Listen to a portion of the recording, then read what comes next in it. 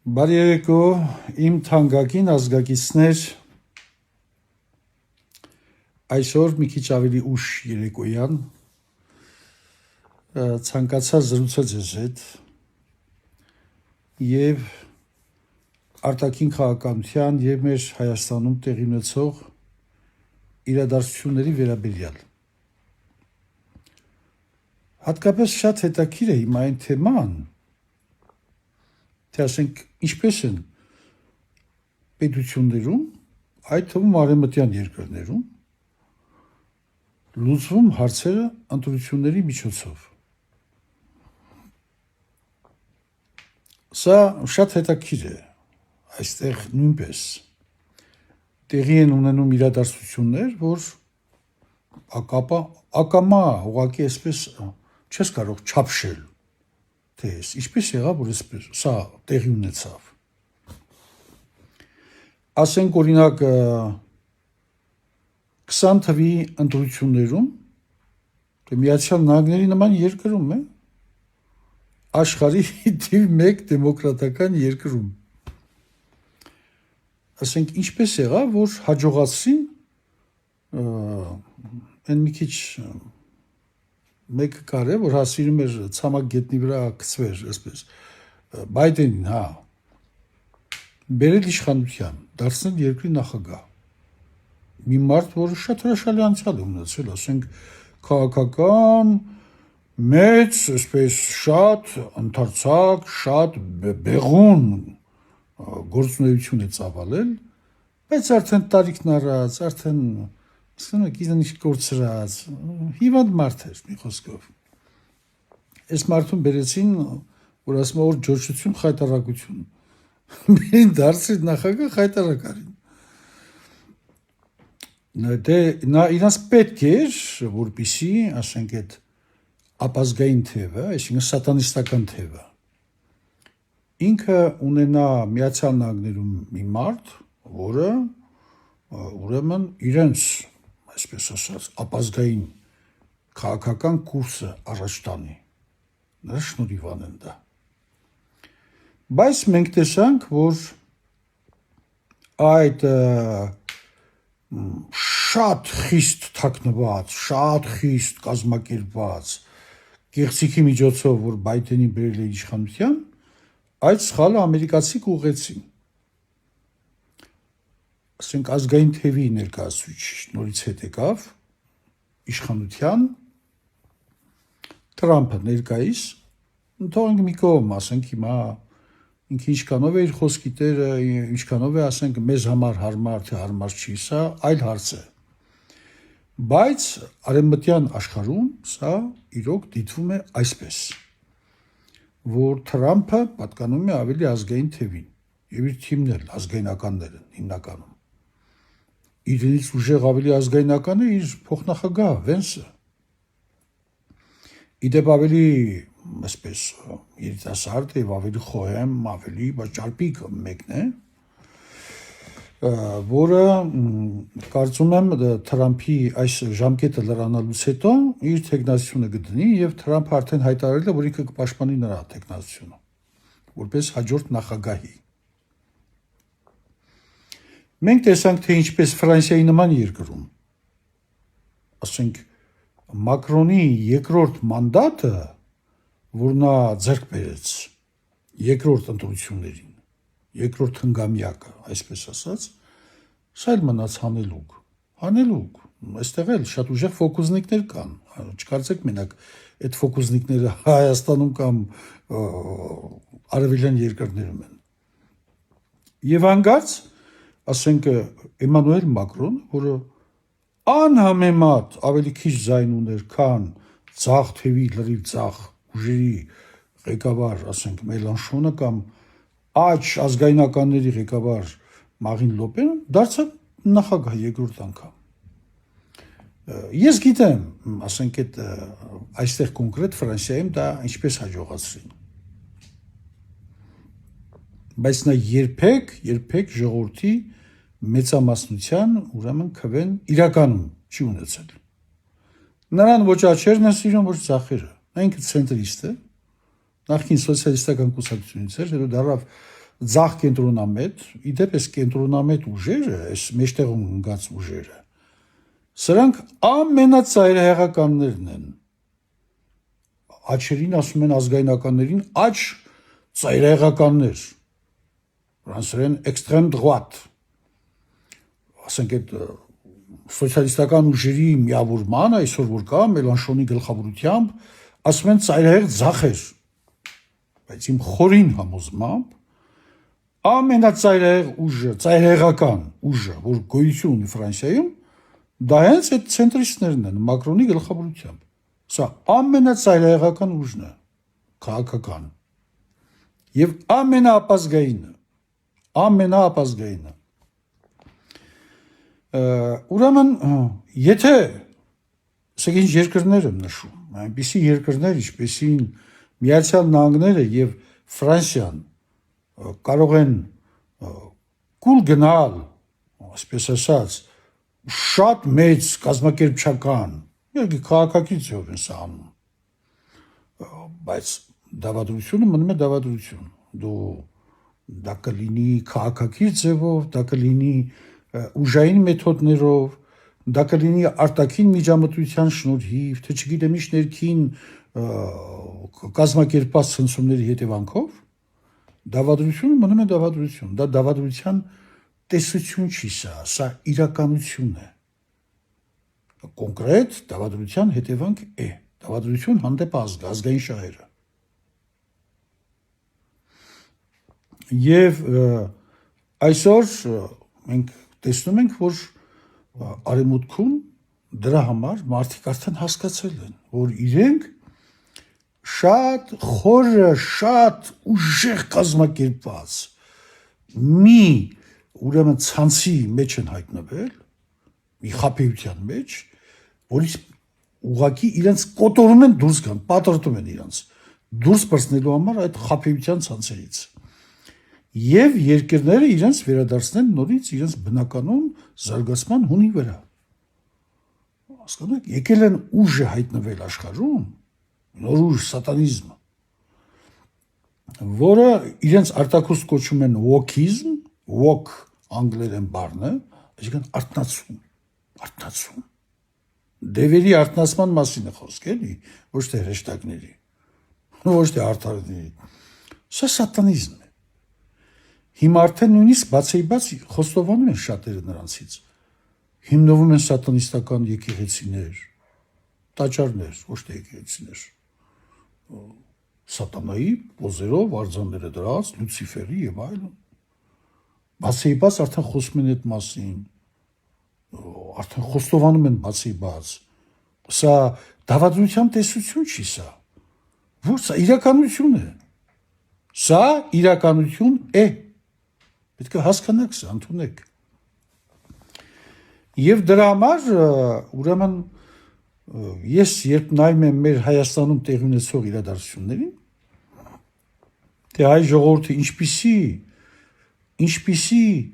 հյուսված ցանցի մեջ է հայտնվել, դուք բրցում չունեք, դուք չեք կարող բրցնել։ Եվ այն, որ ես նույնիսկ Սերժիկի ժամանակներից սկսած 11-13 թվից, որ մասնակցել եմ Facebook-յան, այսպես ասած, այդ սայթի գրառումներին, ուրեմն ելույթներին եւ այլն։ Այդ հանրային, այսպես ասած, դրսևորման ձև է դա, որ ես երբեք չեմ սիրել դա, բայց զուտ ուղակի այն բանից ելնելով, որ շատ իրոք գիտակցել եմ, որ շատ լուրջ է վիճակը, ցանկացել եմ մի կերպ օգտակար լինել, իմ մտքերով, իմ վերլուծություններով, իմ խոսքով, որովհետև ես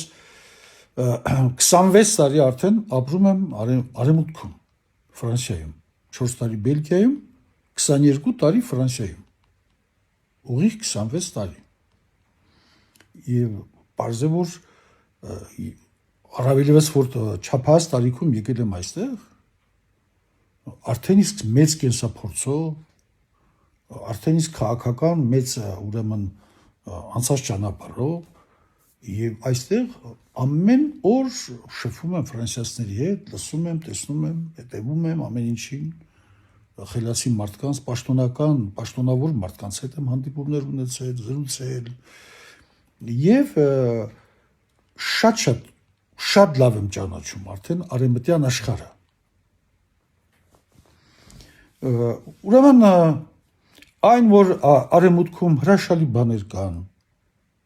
սա իրականություն է։ Բայց բանը նրանումն է, որ արևմուտքը այսօր ուրեմն ապրում է շատ արագ կերպով այնել, հետադիմության շրջան։ Երբ այս աշխարհում երկու բան կա, Աստված կամ սատանա, հետ կամ առաջ, այո կամ ոչ, լինել կամ չլինել։ Եթե դու Աստծո դեմ ես, դու ակամա ուզես թե չուզես, դու սատանայի հետ ես ուրեմն։ Դու ջուր ես լցնում սատանայի ջրաղացին։ Այսօր այստեղ կան եւ կամովին եւ ակամա սատանայի ցանցերում հայտնված մարդիկ, որոնք կամովին իրենց հոգին վաճառել են սատանային, եւ մարդիկ, ովքեր չհասկանալով էշեշ գնում են դրանց հետևից։ Ինչպես ասենք Հայաստանում, որ այդ խիար մասային, որ դուք ասում եք զոմբի մասա։ Անասունի պես բան են, էլի։ Դա տեսակի հարց է։ Նույն ընտանիքի մեջ անգամ ասում են Նիկլոն եկավ, ազգը կիսեց։ Նույնիսկ հորը հանեց որդու դեմ, մորը հանեց աղջկա դեմ, եղբորը հանեց եղբոր դեմ։ Սա կա, սա սատանային բնորոշ է։ Այդպես էլ պետք է լիներ, որտեղ հայտնվի սատանան, պետք է հայտնվի բարակտումը։ Սա այսպես է, բաժանիր, որ տիրես։ Եվ մինչ օրս նա աշխատում է այդ նույն սկզբունքով։ Բաժանիր, որ տիրես։ Եվ մի փոքր էլ խոսեմ Ռուսաստանից։ Ռուսական քաղաքականության մեջ հիմա այս պահին էլ տիրում է այն մտայնությունը, թե ասենք օրինակ Ժիրինովսկին ինքը մարգարե էր, այսպես ասած, տեսնող էր եւ տեսնում էր ապագան։ Ես համաձայն եմ այն մտքի հետ, որ նա չափազանց կիրթ, գրագետ, կարդացած, տեղյակ մարդ էր պատմությունից, քաղաքականությունից եւ շատ հաճախ ճշգրիտ վերլուծություններ էր անում, որովհետեւ հասկանում էր նաեւ գեոպոլիտիկայից, ուստի նրա մոտ ավելի հեշտ էր, գեոպոլիտիկների մոտ ավելի հեշտ է կանխատեսումներ անելը, որովհետեւ նրանք նայում են իրադարձություններին, նրանք շատ շուտ են վերլուծում, սա այսպես է։ Սակայն գիտեք, ես նույնիսկ նրա վերաբերյալ որոշակի վերապահումներով եմ նրա անձին վերաբերվել։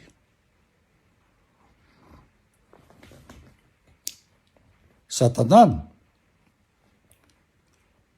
ուրեմն երբեմն մարդուն խաբելու համար կարող է ասել 99 ճշմարտություն կամ 99 բարի գործեր կատարի,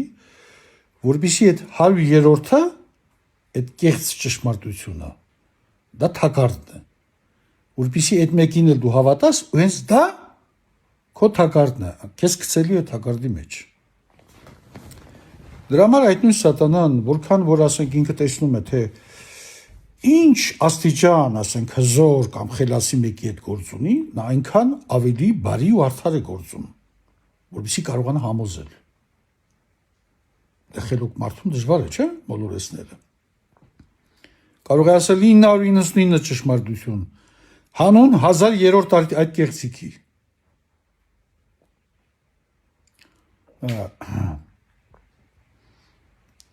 Ուրեմն ինքը խոսելով դեռևս մինչև էս Իսրայելի Ամերիկայի միացյալ այս ավանտյուրան ընդդեմ Իրանի այս պատերազմի մասին խոսելիս ասում էր մի բան, շատ ուշադիր, որ երբ կսկսվի այստեղ եւ նրանք ուր են գնալու այդ ժողովուրդներ ուզած չուզած, դի նրանք ուրեմն քշեն դեպի հյուսիս, բարձրանան վերև ու լսվելու են մեր երկիր, ասում էր։ մամեդականները։ Մի բան, որ բացարձակապես տեղի չունեցավ։ Սա շատ կարևոր է։ Հիմա ինչու եմ սա կարևորում։ Հիմա կհասկանաք։ Որտեվ կա սրա լրացումը, սրա բանալին կա։ Ասում էր կգա մի բան, երբ այդ կռիվը սկսվի հարավում, քանի որ մամեդականներ են, պարսիկներ, աֆղաններ, թուրքեր, արաբներ, պակիստանցիներ միացյալ կարշավեն դեպի վեր, ուրեմն Միջին Ասիայով այնտեղ տեղի թուրքերն էլ կմիանան իրանց, դե թուրք են դրանք բոլորը։ Եվ ուրեմն կհելնեն Ռուսաստանը, Ռուսաստանը կպայթեցնեն։ Երբեք Իրանը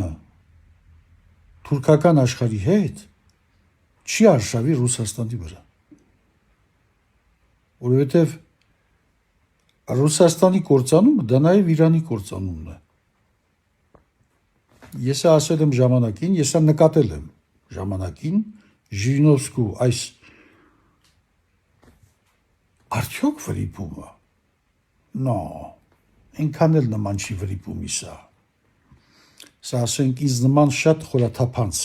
գեոպոլիտիկ մեկը կարող է տեսնել, նկատել ու հասկանալ, որ նա այստեղ խորամանկում է եւ միանգամայն կանխամտածված ձևով։ Ես չեմ հավատացել այդ մարդուն, անկեղծ ասած։ Նա այստեղ ստեց։ Սա բացարձակ կարևոր մի հարց է, Իրանի պարագան։ Իրանը դա Ռուսաստանի ուրեմն այն հավատարիմ դաշնակիցն է, որի միջոցով ինքը պետք է դուրս գա արտաքին աշխարհ։ Եթե մենք դարպասները, հարավային դարպասները պահող երկիրն ենք հայերս Ռուսաստանի համար, ապա Իրանը դա այն ճանապարհն է, որի միջոցով ինքը պետք է դուրս գա արտաքին աշխարհ։ Պարսից ծոց, այսինքն Հնդկական օվկիանոս, կարճ կոնկրետ, այդ հյուսիս-հարավ ճանապարհը, որ ասում են, դա է, պետք է Իրանով գնա։ Եվ այսպես ասած շատ խորամանկ ձևով թվում է, թե միանգամայն անմեղ ձևով նա թույն կաթեցրեց Իրանի գավաթի մեջ, որ չխմեն, զգուշանան, բայց չկա նման բան, չկա։ Թե ինչու նա գնաց հենց հատկապես Իրանի պարագային նման կեղծիքի, հենց հատկապես Իրանի դեպքում, որտեղ նորից եմ ասում, Իրանը միակ երկիրն է, որի միջոցով Ռուսաստանը պետք է դուրս գա արտաքին աշխարհ, ավելի կարճ ձևով։ Այնտեղ իր դիմաց արդեն փռված են բոլոր արաբական երկրները, ամբողջ ասիական երկրները, մինչև կենտրոնական ու հարավային Ամերիկա, ազատ է ճամփան։ Հրաշք հնարավորություն։ Ինչու հենց այստեղ նա պետք է սխալվեր, այս հարցում։ Ռուսաստանի համար ամենակարևորագույն հարցում նա պետք է սխալվեր հենց։ Ոչ։ Եթե նույնիսկ ռուսները, որոնք այդքան շատ իրանք միամիտ չեն, նույնպես ռուսները քաղաքականության մեջ, ամենևին միամիտ չեն։ Եթե նույնիսկ նրանք կարող են հավատալ նրա միամտությանը, ես չեմ հավատում։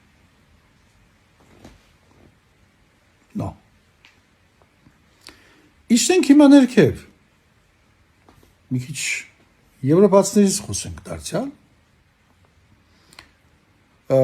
ուրեմն և Ռուսաստանին և Միացյալ Նահանգներին երկուսին էլ հավասարապես ձեռ չի տալիս Եվրոպայի հզորացումը։ Իհարկե Միացյալ Նահանգները ուզեն թե չուզեն, ինչ-ինչ հարցերում պետք է օգնեն իրենց դաշնակիցներին, համագործակցեն, գումար տան, բայց նրանք չեն ուզի, որ Եվրոպան հզորանա այնքան, որպեսզի իրենց թաթիտակից դուրս գա։ Ով կուզի իր վասալը, ոնց հեշտությամբ ուրեմն կարողանա իրենից պոկվի եւ անկախ լիակատար անկախ լինի, ինքնուրույն լինի։ այն էլ եվրոպական երկրների պես, ասենք, հարուստ երկրներ, որոնց որ ինքը շատ ուժեղ առևտրական կապերի մեջ է, ուրեմն տնտեսական հարաբերություններ եւ այլն, մշակութային, գաղափարական, լիքը հարաբերություններ կան։ Նրանց ամբողջ կյանքը արդեն կապված է նախ եվրոպացիների հետ, շատ ավելի սերտ, քան ուրիշների հետ։ Բայց քաղաքականությունը մնում է քաղաքականություն, այն սառը հաշվարկ է։ Ինչքան էլ նրանք միանման լինեն իրենց դեմոկրատիայով, իրենց գաղափարախոսություններով, ամերիկացիք չեն ուզում, որ եվրոպացիք դուրս գան իրենց թաթիտակից։ Սա եվրոպացիք հասկացան, շատ լավ հասկացան։ Դրա համար Մակրոնի իսկան իրեն կոտորելը, բանի հետ հանդիպումները, մեջտեղ գցեցին եվրոպական ազգայնական մի ղեկավար, որին միշտ քննադատում էին սկզբում, ազգայնական եկա, բան, նեոնացիստ, էսկոմ ենքոմ, խոսքս Իտալիայի վարչապետ տիկնոջ մասին է, Ջորջա Մելոնիի մասին։ Բայց Թրամփի հետ հարաբերություններում, քանի որ ազգայնական է, նրան ուղարկեցին Թրամփի մոտ։ Մելոնին գնաց։ Հետո երբ Մելոնին սկսեց մի քիչ շատ ավելի կախվել Թրամփից, Թրամփը ուրեմն խայթեց։ Մելոնին կպավ բացահայտ, վիրավորական տոնով։ Սա ուղղակի մեսիջ էր, որ մի խոսքով մի քիչ դու հանգստացի էլի, այդքան մեջտեղ մինգի, հանգստացի։ Այստեղ պարզ հասկացնում են ամերիկացիք, շատ պարզ, որ մենք մեր շահերը ձեզ մատաղ չենք անի։ Նույնիսկ այսօր, որ պետք է Ուկրաինայի համար զենք տան, եթե Բայդենի ժամանակ ձրի էին բերում, Ամերիկան էր տալիս իր բյուջեից։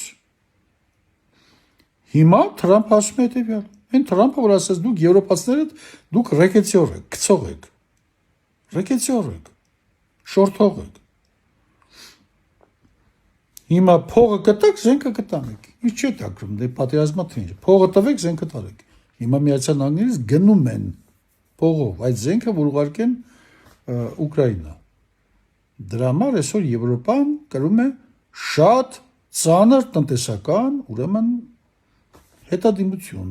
աստիճանաբար ծանրանում է նրա վիճակը, ֆինանսական եւ տնտեսական, այդքան հեշտ չի, սա հսկայական բեռ է։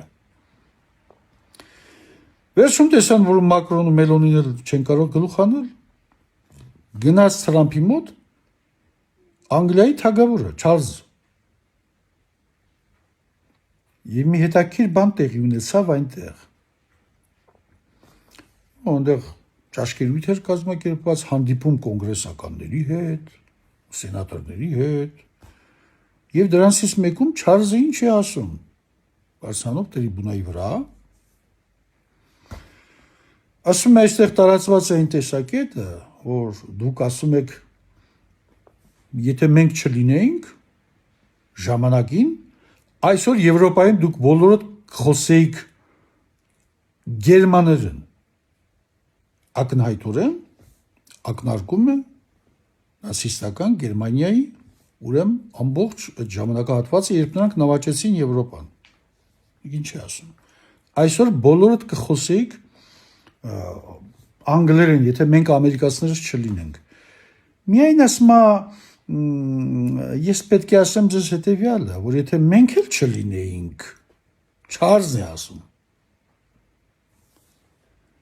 դուք այստեղ Ամերիկայում, ամերիկացիներդ, հիմա կխոսեիք ֆրանսերեն։ Պատկերացնում եք ինչ է ասում։ Այնտեղ սկսեցին ծիծաղել բան եւ այլն, ձևական, բայց իրականում շատ խիստ խայթեց, վիրավորեց։ Ուրեմն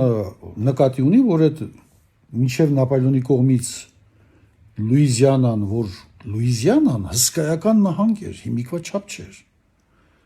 Ֆրանսիացիք ամենից մեծ տարածք ունեին, այսօրվա Միացյալ Նահանգների տարածքում։ Դա է ասում, որ ֆրանսիացիք մանրից ձեզ կգրավեին, եթե մենք չլինենք, նրանց դեմը չառնեինք ժամանակին ֆրանսիացիների։ Այսօր դուք ֆրանսերեն կխոսեիք։ Այսօր որ դուք անգլերեն եք խոսում, մեզ եք պարտական անգլիացիներից։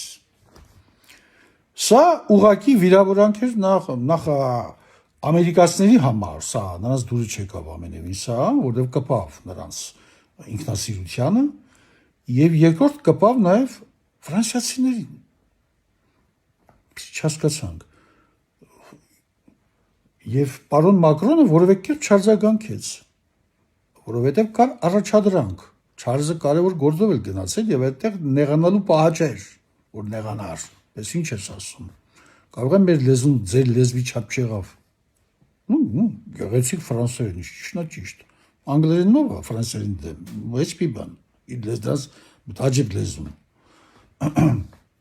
Բայց խայթեց, որ դուք մենք ժամանակին, որ ձեզ փրկել ենք, ուրեմն հիմա չեք կարող մեզ ականջ չդնել, մեզ հետ չլինել։ Մենք ձեր բարեկամներն ենք, չէ՞, դաշնակիցներն ենք հավերժ։ Մենք նույն մշակույթ ունենք, նույն լեզուն եւ այլ եւ այլ։ Էլի բանդուս չեկավ, սա էլ չօգնեց։ Ամերիկացիք շատ խորամանկ են։ Զուլում են, զուլում։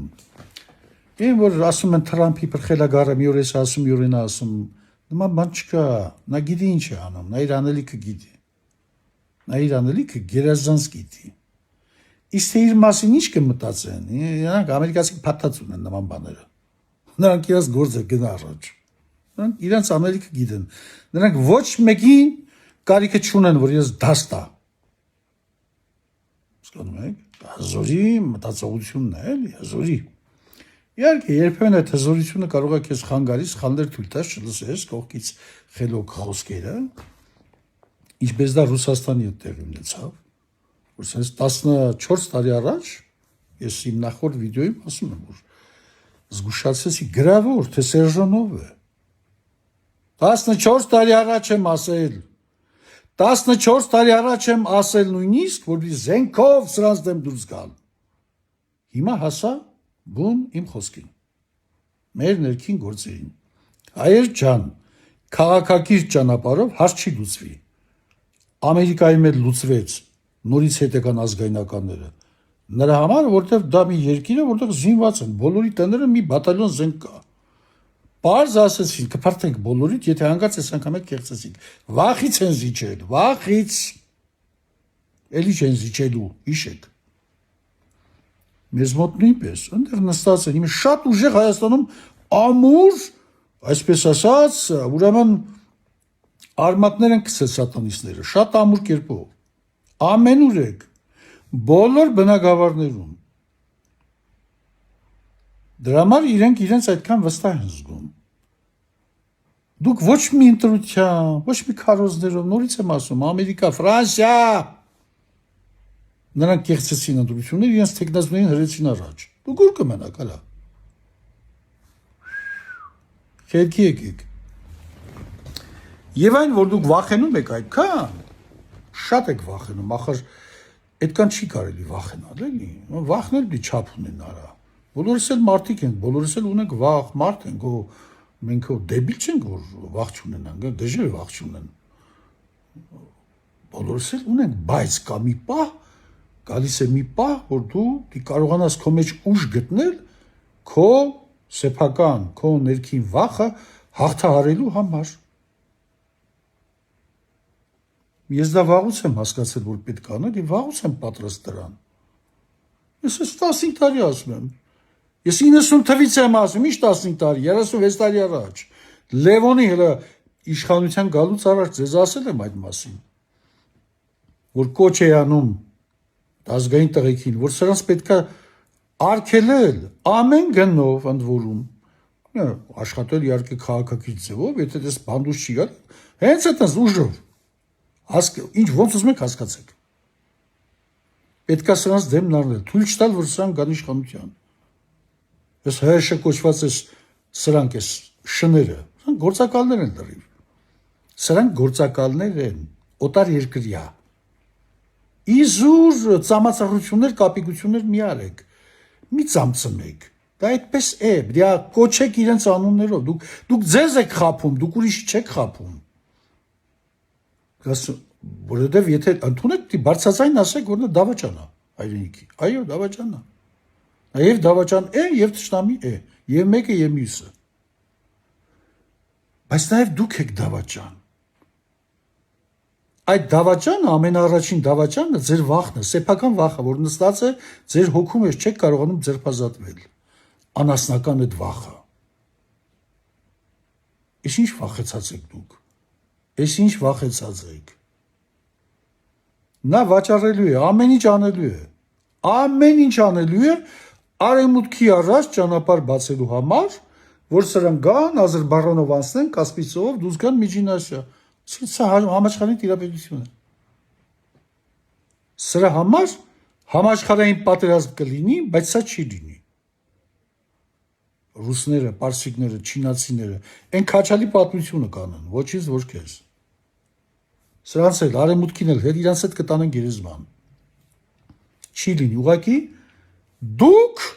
հենց առաջինը դուք հայաստանցիքդ էշնատակ եք լինելու, ոտնատակ եք գնալու։ Դուք կոտորվելու եք։ Ավելավ այդ մի բուժ շակալներին կոտորեք, բրծեք, համ դուք, համ երկիրը ազատագրվի։ Այս մի փոքրիկ բանը անելու համար դուք այդքան արիություն չեք գտնում ձեր մեջ։ Կներեք տղեկ ջան, բայց դուք կրտած եք, բոլորդ, կրտած, չկա այդտեղ տղամարդ։ Տղամարդկություն չկա ձեր մեջ։ Դուք տղամարդ կոչվելու իրավունք չունեք։ Ես պատրաստ եմ իմ կողմից, ասել եմ իմ խոսքի տերն եմ, երեք այսօր եւ վաղ եւ հավիտյան։ Ես պատրաստ եմ։ Իմ ուզած գործիքները պետք է ստակ, հնարավորությունները։ Եվ ասել եմ ավելին, որ ոչ պատասխանատվություն եմ պատրաստ վերցնել իմ վրա։ Այնտեղ ում կկախեք, ում կմորթեք, ում կքերթեք, այդ բոլորի պատասխանատվությունը այս վզիս։ Ես Տեր Գրիգոր Քահանա, Սարգսյանի Ավետիսյանը, այդ բոլորը ստանձնում եմ, պատրաստ եմ ստանձնել։ Էլ ինչ եք ուզում, Աստծուց կրակ եք ուզում, արա։ Մարդ եք, թե մարդանման կենթանի, արա, շարժվեք էլի։ Այդ երկու տանի այդ անասուններն ով են, որ դուք դրանց դեմ խեղճացել եք։ Եթե նրանք իմանան, որ դուք գնում եք իրենց գյուլելու, իրենք փախնելու են, նորից եմ ասում ձեզ։ Կարող է սկզբում երկու սուտի մուտի դիմադրություն տան, բայց փախտը թռնելու են։ Սատանի ճուտ են, չէ՞, այդքան հիմար չեն մանան կոտորվեն։ Նրանք այդքան անվախ են գործում, որովհետև իրենց դիմաց ձեզ նման ոչխար են տեսնում, ահա թե ինչու։ Այդքան բան։ Այդ ոչխարի փոստը հանեք ձեր վրից, տղամարդ եղեք, տեսեք ոնց ամեն ինչ կընկնի իր տեղը։ Կարճ եւ կոնկրետ։ Շատ պարզ է ամեն ինչ, հայր ջան։ Ես ձեր ցավը տանեմ, մի նեղացեք, որ կոպիտ եմ ասում։ Սա այսպես է։ Պետք է ընդունեք ճշմարտությունը։ Ճշմարտությունից եք խոսում։ Բայց ամենաուժեղ ճշմարտություններն եմ ասում։ Ինչ եք ընդունում, արա։ Իմ ճշմարտությունը չէ, փուշ ձեր աչքի մեջ։ Սա ձեզ փրկող ճշմարտություններ են, այդ տղա։ Խելքի եկեք մի քիչ։ Ու նորից եմ ասում, ես պատրաստ եմ։ Ես սպասում եմ ձեզ։ Եվ Տեր Հիսուսի սուրբ խաչը լինի ձեզ հետ, այժմ եւ հավիտյանս հավիտենից ամեն։